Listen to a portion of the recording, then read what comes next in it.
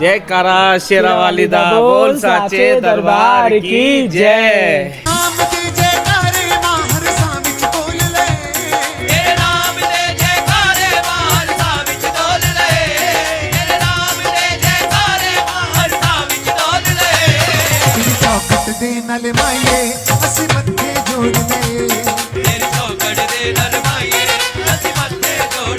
जय माता दी। Train rider के सोशल मीडिया जुड़े व माता रानी के सभी प्यारे भक्तों का नए नज़ारे के साथ एक और नई प्यारी सी वीडियो में एक बार फिर से हार्दिक स्वागत व अभिनंदन है। मेरा नाम है आयुष और आप देख रहे हैं आपका प्यारा YouTube channel as well as Facebook page train rider. इस वीडियो में हम आपको घर बैठे माता रानी की यात्रा से नए दर्शन कराने के साथ साथ माता रानी की यात्रा से संबंधित इस समय कुछ नई महत्वपूर्ण जानकारी आप सभी से साझा करने वाले हैं। तो वीडियो को ध्यानपूर्वक पूरा देखने के साथ इसे ज़्यादा से ज़्यादा अपने सोशल मीडिया पर शेयर कर दीजिएगा। इस वीडियो में सबसे पहले जो नज़ारा आप सबके स्क्रीन पर मौजूद है वो माता रानी के पवित्र पावन यात्रा गेट का नज़ारा है, जिसे हम दर्शनी दरवाज़ा भी कहते हैं। और माता रानी का नाम लेकर इसी पवित्र पावन स्थान से हम अपनी यात्रा की शुरुआत करते हैं। आप सभी देख सकते हैं कि किस प्रकार से यहाँ पर हमें धूप की किरणें देखने को मिल रही हैं और लगातार श्रद्धालु का जयकारा यहाँ पर हमें देखने को मिल रहा है।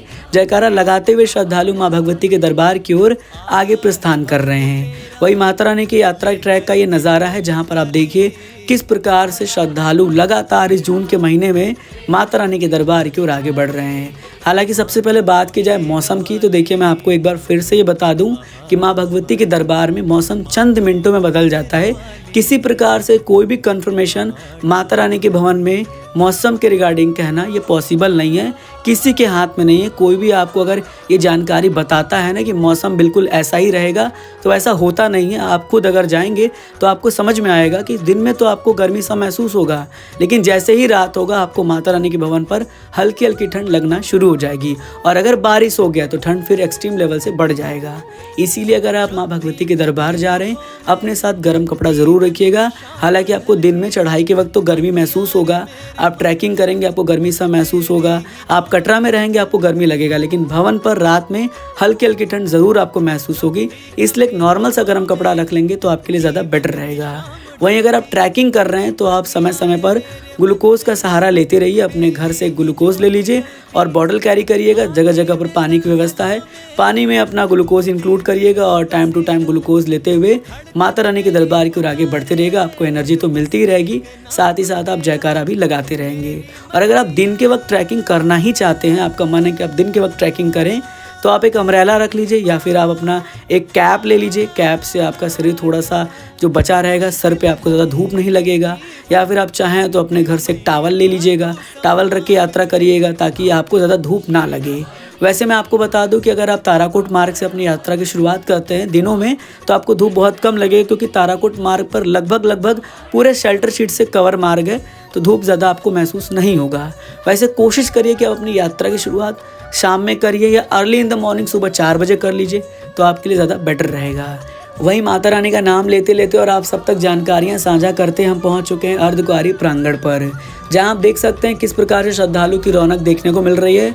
सुबह के लगभग 7-8 बजे का ये नज़ारा है और देखिए किस प्रकार से श्रद्धालु जो है यहाँ पर मौजूद हैं। तो ऐसे में अगर वेटिंग समय की बात करें तो लगभग 72 घंटे से भी ज़्यादा इस समय वेटिंग समय चल रहा है और वैरी करता है श्रद्धालु की संख्या के ऊपर। ज़रूरी नहीं है कि आज 72 घंटे है या परसों 24 घंटे था तो आगे भी ऐसा ही रहेगा। संख्या बढ़ेगी कम होगी तो वेटिंग समय बढ़ेगा कम होगा, इस बात का खास ख्याल रखिएगा।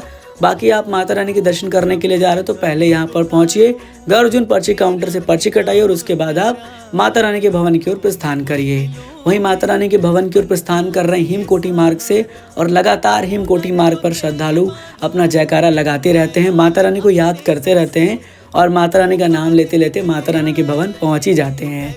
तो कहते हैं ना कि अगर मैया ने बुलाया है तो मैया ही चढ़ाएगी और मैया ही दर्शन देगी। और देखिए ऐसे कहते कहते हम पहुंच चुके हैं माता रानी के भवन में, जहां पर आप देखिए किस प्रकार से श्रद्धालु की चहल पहल रौनक देखने को मिल रही है। श्रद्धालु पहुंचते हैं, माता रानी के दर्शन करते हैं और फिर उसके बाद भैरव बाबा के दर्शन करने के बाद अपनी यात्रा को संपन्न बनाते हैं। और हम भी पहुंच चुके हैं भैरव घाटी, जहां पर आप देख सकते हैं कुछ इस प्रकार का नज़ारा हमें भैरव घाटी से देखने को मिल रहा है। लगभग सुबह के 4 बजे के आसपास का ये नज़ारा है और कुछ इस तरह का श्रद्धालु की रौनक देखने को मिल रही। भैरव घाटी में रुकने की कोई व्यवस्था होती नहीं है, इसलिए श्रद्धालु जहाँ उन्हें जगह मिलता है वहीं पर वो सो जाते हैं। लेकिन आप अपना पूरा प्लान सेट कर लीजिएगा। कोशिश करिए कि जून के वक्त अगर आप यात्रा कर रहे हैं तो हमने एक वीडियो बनाया है मई जून का, उसे पूरा देखिए पहले तो, और अपनी यात्रा अर्ली इन द मॉर्निंग सुबह में शुरू करिए और शाम को लगभग 7-8 बजे या रात 10 बजे भी हो जाए, 11-12 भी बज जाए, आप कटरा आके स्टे करिए, आपके लिए ज़्यादा बेटर रहेगा अगर आपकी बुकिंग नहीं है तो।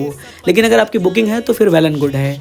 अब आगे बढ़ते हैं और बात करते हैं थोड़ी और नई जानकारी की। सबसे पहले RFID कार्ड की बात की जाए। देखिए RFID कार्ड ना आपको लेना बहुत ज़रूरी है। बिना RFID कार्ड के आप माता रानी की यात्रा शुरू नहीं कर सकते। इसके लिए ऐसा देखा गया है कि आगामी जून के महीने में वीकेंड में और जब हॉलीडेज़ आ रहे हैं तो लंबी लंबी कतार देखने को मिल रही है, इसके चलते भवन पर काफ़ी रश बढ़ रहा है और इसीलिए श्राइन बोर्ड जो है ना कटरा में रजिस्ट्रेशन काउंटर को भी समय समय पर बंद कर दे रहा है। तो कोशिश पहले आपको यही करना है कि जैसे आप कटरा रीच कर रहे हैं, पहला काम आपको RFID कार्ड लेना है। अगर आप जम्मू तक आ रहे हैं तो जम्मू में वैष्णवी धाम है, रेलवे स्टेशन से थोड़ा सा आगे बढ़ेंगे आपको वैष्णवी धाम मिलेगा। वहाँ पर आपको बहुत ही ईजिली RFID कार्ड मिल जाएगा। वहाँ पर बिल्कुल भी आपको लंबी कतारों का सामना नहीं करना पड़ेगा, तो आप वहाँ से ले सकते हैं। अदरवाइज़ आप कटरा पहुँच के काउंटर नंबर 2 से ले लीजिएगा। कटरा के मेन चौक पर आपको बस स्टैंड के पास काउंटर मिल जाएगा, वहाँ से ले सकते हैं। निहारिका कॉम्प्लेक्स में भी काउंटर बना हुआ है। इसके साथ साथ ताराकोट मार्ग के स्टार्टिंग पॉइंट पर भी काउंटर है, जहां पर आपको 24 घंटे RFID कार्ड मिलता है अगर आप ऑनलाइन रजिस्ट्रेशन करा के जाते हैं तो। अदरवाइज़ फिर आपके पास हेलीपैड का भी ऑप्शन है, आप वहां पे भी जाके RFID कार्ड ले सकते हैं। हालांकि हेलीपैड पे उन्हें ही RFID कार्ड मिलता है जिनका हेलीकॉप्टर की बुकिंग होती है, इस बात का भी थोड़ा सा ध्यान रखिएगा।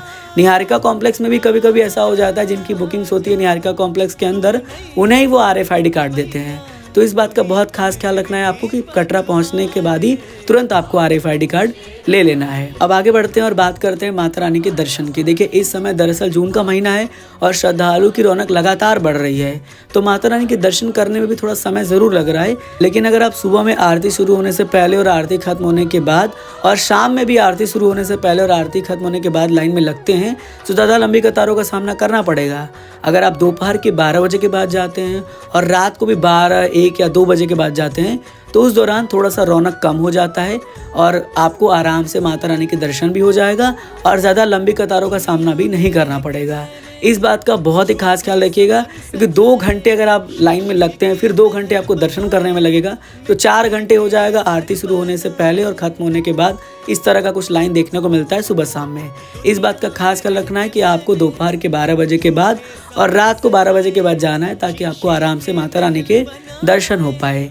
सुविधाओं की बात करें, देखिए हर प्रकार की सुविधा मिल जाती है आपको, चाहे घोड़ा पिट्ठू, पालकी हो, रोपवे हो, बैटरी कार हो, हेलीकॉप्टर हो, हर प्रकार की सुविधा के साथ श्रद्धालु माता रानी के दर्शन करने के लिए जा रहे हैं। कोशिश यही करिए, अगर आप रोपवे से भैरव बाबा के दर्शन करने जाना चाहते हैं तो रोपवे की पहली बुकिंग ऑनलाइन कर लीजिए। अगर अवेलेबल है स्लॉट चेक कर लीजिए, वेबसाइट पर जाकर अवेलेबल है तो कर लीजिए, आपको ज़्यादा लंबी कतारों का सामना नहीं करना पड़ेगा। अदरवाइज़ आपको 1 से 2 घंटे तो रोपवे की लाइन में ही लग जाएगा टिकट लेने के लिए। तो इस बात का थोड़ा सा खास ख्याल रख लीजिएगा अगर आप रोपवे से जाना चाहते हैं। वैसे अगर आप पैदल भी जाना चाहते हो तो आप जा सकते हैं, किसी प्रकार से कोई भी दिक्कत नहीं होती है। अब बात करते हैं रूम्स और डॉर्मेट्री की। कुछ श्रद्धालु मुझे पर्सनली मैसेज करते हैं, फ़ोन करते हैं कि मेरा रूम्स और डॉर्मेट्री बुक नहीं है, ऑनलाइन मिल नहीं पाया, ऑफलाइन भी नहीं मिल रहा है, आप हमें अरेंज करके दिला दीजिए। देखिए मेरा कोई सोर्स नहीं है कहीं पर भी, मैं खुद ऑनलाइन बुक करके जाता हूँ या फिर मैं वहाँ जाता हूँ तो ऑफलाइन लाइन में लग के लेता हूँ। मेरा कोई सोर्स नहीं है। मैं अगर आप मुझे मैसेज करेंगे भी तो मैं आपका कोई भी हेल्प नहीं कर पाऊँगा। इसीलिए आप कोशिश करिए कि ऑनलाइन करके जाइए, नहीं मिलता है ऑफलाइन पता करिए, और उसके बाद भी नहीं मिलता है तो फिर फ्री धर्मशाला है, वहाँ पे जाकर रुक जाइए। दुर्गा भवन में भी ऑप्शन है और मनोकामना भोजनालय के बगल में भी आपके पास ऑप्शन है, वहाँ पे आप जाके आराम से स्टे कर सकते हैं, वो आपके लिए बेस्ट प्लेस होगा। तो इस वीडियो में लगभग हर प्रकार की जानकारी मैंने आपसे शेयर कर दी है। उम्मीद करूंगा कि वीडियो आपको बहुत अच्छी लगी होगी, आपने घर बैठे जानकारी प्राप्त की होगी और दर्शन किया होगा। कमेंट करके अपना वैल्यूएबल फीडबैक हम तक ज़रूर शेयर करिएगा और ज़्यादा से ज़्यादा इस वीडियो को भी सोशल मीडिया पर शेयर कर दीजिएगा। मिलते हैं फिर एक और नई प्यारी सी वीडियो में। जुड़े रहिए आपके प्यारे से YouTube channel as well as Facebook page train rider के साथ। God bless you all. जय हिंद, जय माता दी।